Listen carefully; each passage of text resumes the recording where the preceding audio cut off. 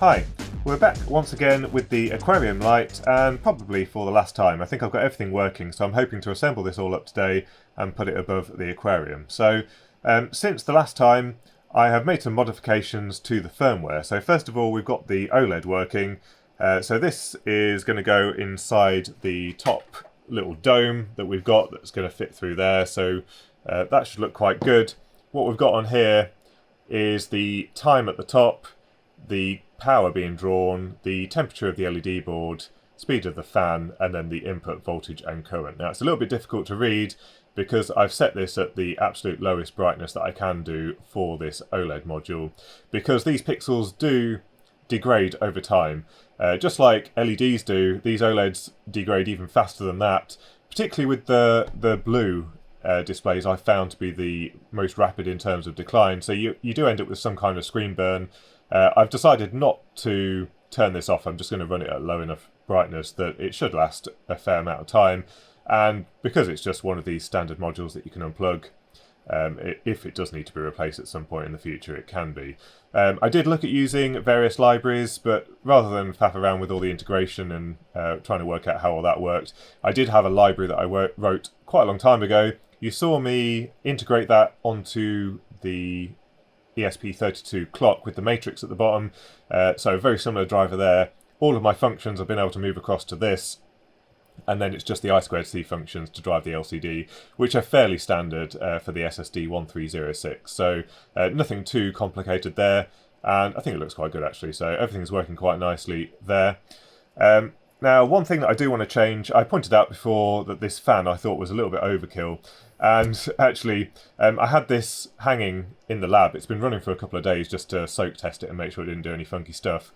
When I had it hanging there, I did turn it on, and the first thing the fan does when you first turn it on is spin up at full speed.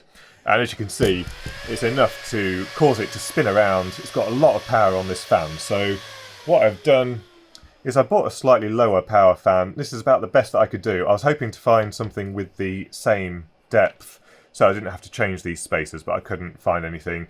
I've found this SanAce 9GA0812P 4H001, and this is a 25mm depth fan. I ordered this from RS, it always comes next day, so nice and quick delivery. But this one had a feature which should help this application. So if you recall last time, we have this fan that doesn't actually allow us to stop the fan from spinning using the PWM pin. So you can see here, this is the slope. It's not quite this one because they haven't got the 611 in the datasheet here. But it's this situation where even at 0% duty cycle, there is a minimum speed. On the particular one that I've got, the minimum speed is 2,400 RPM, but you literally can't turn it off. And I hadn't realised that when I designed the electronics. So this fan is always spinning, and I've got no means to be able to disconnect power to this. And therefore, when the cooling actually isn't needed, we're still drawing air through this, and that means that we're going to start collecting dust in the fan, on the PCBs, on the heatsink.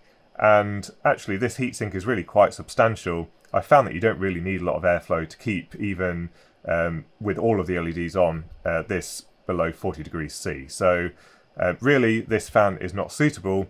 Instead, I found this slightly smaller model, and this one does actually specify that if there is no duty cycle specified here, so look, I think it says here, yeah, PWM frequency 25 kilohertz, fan does not rotate when the PWM duty cycle is 0%. So that means that we can actually turn this off and only start turning on the fan when the cooling is needed. Now, with the change in fan depth, in order to make sure that the vents are still in the right place, I've ordered a few spacers here. They turned up today, so we're going to try and put this in here and just check that that specification is actually true, and that now we're only going to spool up the fan once the temperature reaches a threshold. Right, so that's the assembly modified. It took a little bit longer than anticipated. I had to go and get some threaded bar. On this fan, you could actually put the nuts on the other side of these ears, but on this fan it's all self-contained. You can see it's completely enclosed, so I had to get some threaded bar to go through the fan to hold it through into these spacers. So a little bit of faffing around there, but that is now sorted. Let's power it up and just check that everything works nicely.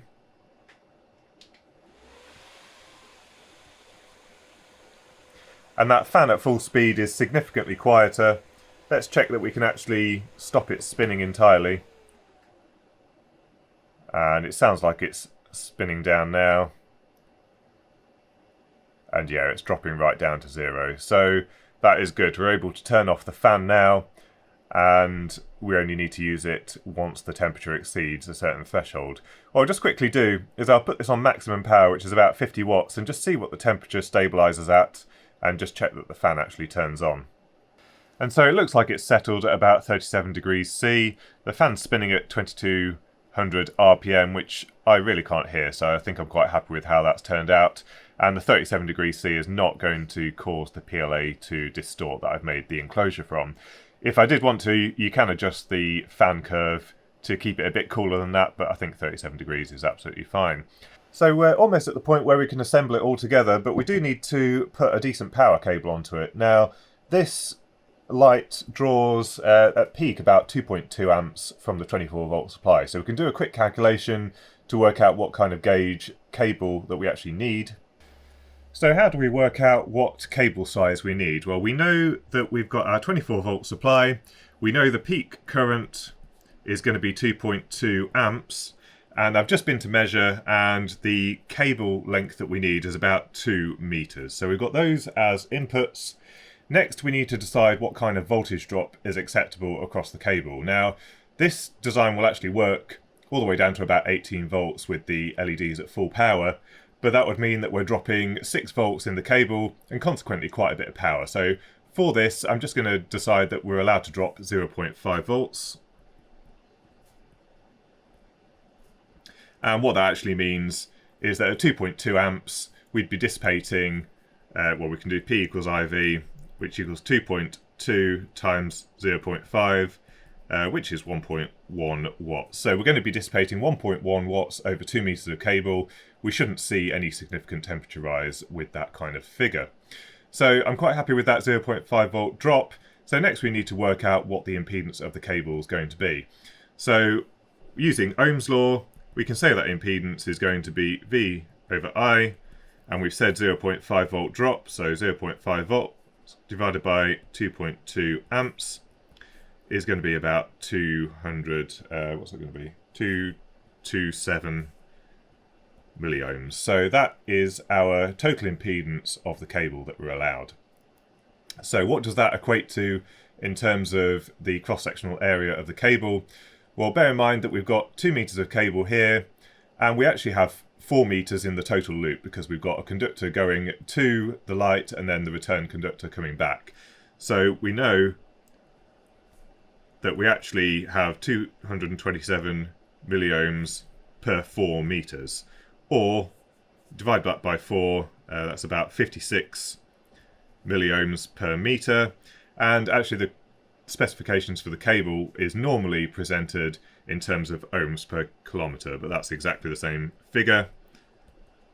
So 56 ohms per kilometre, and we can have a look at a table here and see what it is. So 56, this is the limit here, so 22 AWG, or 0.326 millimeters squared or above, which is actually a tiny cable. I'm going to have a little look and see what I've got on my shelves. I've probably got something in the sort of 1 millimeter squared area, which will improve that voltage drop significantly. That one is 1 millimeter is about 16 ohms per kilometer rather than 52, so over 3 times better. So that's some figure of 8 cable which I managed to find, 1 millimeter squared, so a really nice size for this. I'm not going to have any trouble with that. Terminated into the terminal block, and it's also just the right diameter to pass through this hole with a little bit of space for some of this plastic coated steel wire. So I've got a little hook above the aquarium, and I'm going to pass this steel wire through the hole and then loop it round, and then you can get these little crimps which you pass the steel wire through, you crimp it in place, and that provides a nice strong loop for you to hang it from. So that's what I'm going to use, and I'll just assemble it all together now. And so there we go, it's all gone together quite nicely. You can see you've got the screws that go straight through into the pillars that were going through the PCB, so a good strong mounting onto the top, and then we've got a nice strong loop there for us to hook the light on and suspend it above the aquarium. So yeah, it's a little bit big. I mean, it could be made a little bit smaller. Now that I'd used the smaller fan, I probably could have compressed everything a little bit more, but let's give it a go and see how it looks. And so just before we have a look at the light in action, I did manage to set up a schedule in Node Red. I'm not necessarily a fan of the graphic nature of this for something like a lighting schedule. Just a table would work better and have everything a bit more easily accessible, but this seemed to work quite well. There's probably loads of different ways that you can actually do this, but I just use the inject node here under common to trigger things at certain times of day. So the inject thing, you just drop it onto here, and then you can set this to trigger things at a specific time of day. So you can see this one's at 8 o'clock in the morning on every day of the week, and that triggers this service here. So we've added this to the flow, and we can use the service turn on, and then you add a JSON string here for what you want it to actually send to the light. So in this case, we're setting the color temperature to 520 and the brightness of the white LEDs to a brightness of 2. Similarly, you can do the same thing for the RGB LEDs. The string is slightly different. This one has the settings for the RGB LEDs along with the brightness of those. So fairly straightforward to do. It seems to work quite well, and you can see when it last called those events. I did make sure that it, for example, turns off the lights at night by calling it twice at 2 intervals here, just to make sure that it does actually turn off, but I've not had any trouble with that. It all seems to work quite nicely. And here it is, and I think it looks really quite nice. It's hanging from a piece of conduit that I've bent into shape. I then threaded the conduit, added a coupler, and then put in a hook that screws into that coupler, and then it's hanging from there. The cable is fed inside the conduit and appears behind the aquarium, and it seems to work quite nicely. I think it looks quite nice there. It doesn't look too obtrusive, and I didn't have to make any holes in the ceiling like I have done previously another property. So this is looking pretty good, and one nice feature is that we can augment the colours if we want. So you can see it's given a really nice effect. The camera's saturating a little bit, it's a bit hard for it to film at full brightness. But if we wanted to cheat and make the plants look a little bit more green, we can just add a bit more green with the RGB LEDs, and then suddenly everything looks really lush and healthy. So I'm quite happy with how this has turned out, much nicer than any of the lights that I was going to buy off the shelf. Obviously cost quite a bit more, but I think part of the fun is building these types of things. It's given a really nice effect into the room as well. A bit of a reflection off the surface, giving some ripples on the ceiling as well. So overall, looking quite good.